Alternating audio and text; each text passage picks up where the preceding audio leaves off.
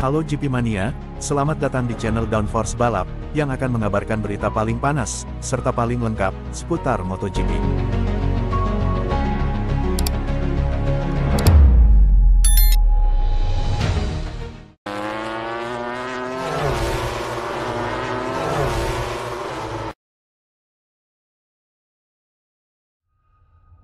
Pedro Acosta, saya pikir kita semua lupa siapa Marc Marquez. Pedro Acosta menambah podium keempatnya di MotoGP. Pedro Acosta meraih podium keduanya dalam balapan sprint, yang keempat di kategori utama. Pembalap gas-gas itu melakukan start yang baik dan berhasil memimpin hingga akhirnya bertarung dengan Marc Marquez, yang menyalipnya hingga meraih posisi kedua. Keduanya mendapat manfaat dari jatuhnya Bagnaia, Binder dan Raul Fernandez. Petenis ke-31 itu meraih hasil yang luar biasa di ulang tahunnya yang ke-20, menunjukkan bahwa ia akan ikut serta untuk balapan besok, meskipun ia mengakui bahwa itu akan sangat rumit bagi semua orang. Ini adalah bagaimana dia menceritakan perlombaan tersebut kepada kolaborator kami Manuel Pecino dan rekan kami Mireia Perez. Saya tidak suka kalah dalam duel di lap terakhir, saya juga tidak, begitu pula orang-orang yang suka menang.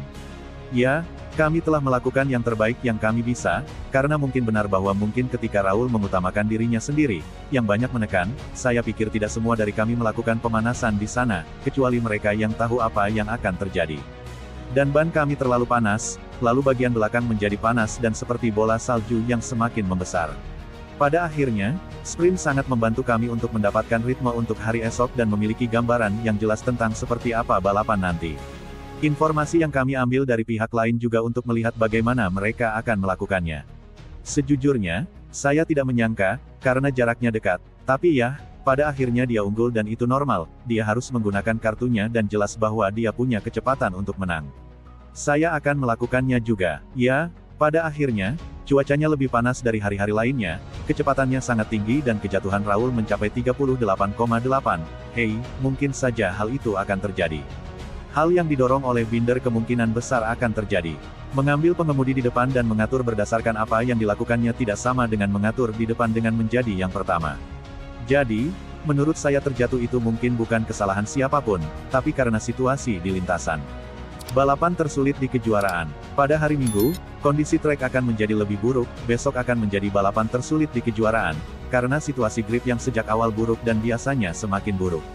Masalahnya adalah jika Anda melakukan kesalahan, melakukan tikungan dengan gas dan Anda melaju terlalu jauh, Anda membuat banyak putaran, ban menjadi terlalu panas dan Anda tidak dapat menurunkannya. Manajemen dengan ban di depan dan di belakang seseorang akan sangat menentukan untuk menghindari terjatuh dan situasi rumit di lintasan. Kami harus naik podium dan mendapatkan semua informasi. Tentu saja saya selalu menginginkan lebih. Menghilangkan Alex, menurut saya dialah yang paling berpengalaman di grid dan kita semua harus ingat bahwa itu adalah Marc Marquez, yang menurut saya kita semua sedikit melupakannya, bukan? Mereka yang tahu cara mengatur karet lebih baik daripada mereka yang di depan adalah mereka yang pada akhirnya terus maju, karena Marquez mengejar Alex atau setidaknya itulah yang memberi saya perasaan.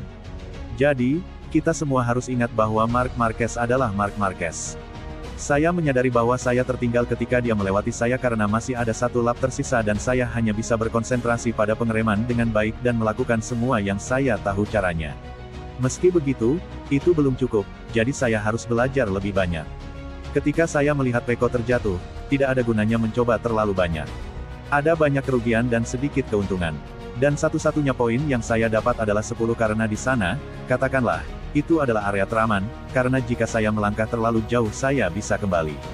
Tapi katakanlah Martin juga tidak terlalu jauh, jadi saya pikir ada lebih banyak kerugian daripada keuntungan.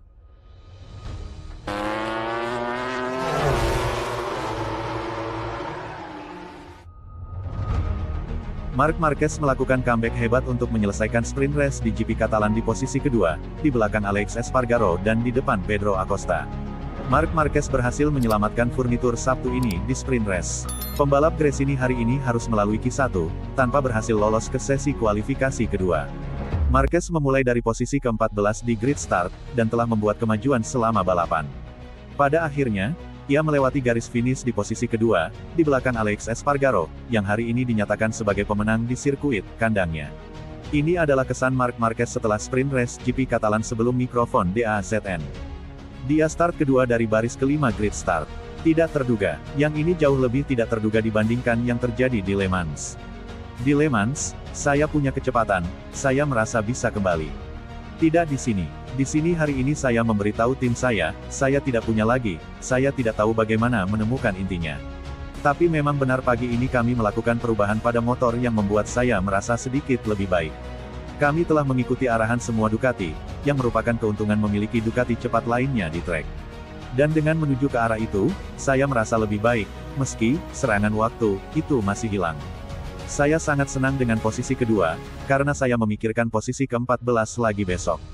Jadi kami harus kembali lagi, dengan penuh kesabaran, namun bahagia hari ini.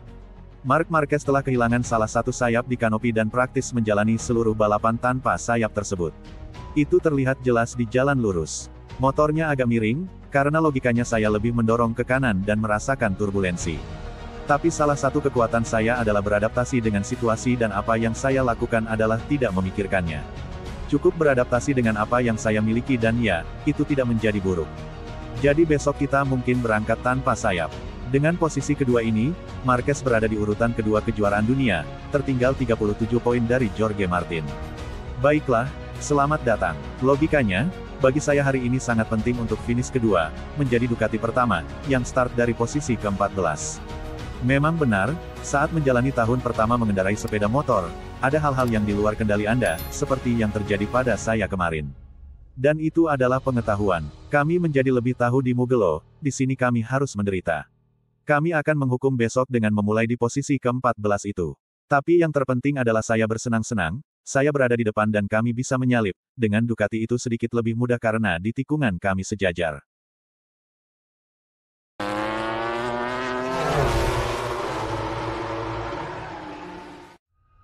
Pecco Bagnaia jatuh saat memimpin sprint race dan kehilangan 12 poin lagi dalam perebutan kejuaraan bersama Jorge Martin. Pembalap Ducati itu memiliki peluang besar hari ini untuk mencoba memangkas poin sebanyak mungkin dari Jorge Martin. Dia memulai dari baris pertama grid start dan bisa saja memenangkan sprint race GP Catalan. Namun, seperti yang menimpa Raul Fernandez dan Brad Binder, ia terjatuh saat memimpin balapan. Dengan cara ini, dia kehilangan 12 poin lagi dan naik ke peringkat 44 di klasemen. Ini adalah kesan mereka, seperti yang diceritakan rekan kami Mireia Perez dari sirkuit de Barcelona, Catalunya. Saya menghabiskan 1 jam di dalam kotak untuk menganalisis semuanya. Ada baiknya melakukannya ketika Anda tidak mengerti mengapa Anda terjatuh. Tampaknya memasuki tikungan tersebut lebih lambat, dengan tekanan rem yang sama, dapat menyebabkan kecelakaan. Biasanya, hal itu tidak akan terjadi. Tapi di trek ini, gripnya jadi bencana, ya. Bahkan ketika Binder terjatuh, saya tidak melihat dia melakukan kesalahan khusus. Saya tidak tahu siapa yang harus disalahkan. Saat Anda mengalami kecelakaan, 90% kesalahannya adalah pilot dan saya bertanggung jawab. Kami harus menganalisis segalanya dan mencoba lebih berhati-hati dalam situasi seperti ini besok, ketika balapan akan lebih panjang dan penting untuk menyelesaikannya. Ada 3 hari Sabtu berturut-turut saya cepat dalam sprint dan saya tidak pernah mencapai garis finish karena masalah atau terjatuh. Hari ini saya melewatkan peluang besar lainnya, saya menjadi yang tercepat, saya memimpin dan mengelola, namun itu tidak cukup. Untuk hari esok kita harus memanfaatkan aspek positif hari ini yang banyak sekali. Dan menyelesaikan balapan sangatlah penting. Sepertinya di sirkuit ini saya mempunyai beberapa masalah dalam melakukan hal itu. Saya hanya mengalami masalah kecil pada gearbox pada lap kedua dari belakang, saat keluar dari tikungan 5. Tapi sejujurnya, saya tidak tahu kesalahan apa lagi yang dilihat Alex. Saya lebih cepat dari dia. Sulit untuk mengetahuinya. Hari ini saya merasa nyaman dengan ban lunak, saya tidak menekan dan saya lebih cepat dari yang lain. Besok kita akan melihat pilihan apa yang kita buat. Biasanya, saya merasa lebih baik di lini tengah, namun sepertinya suhu akan meningkat dan masalahnya mungkin ada di lini depan.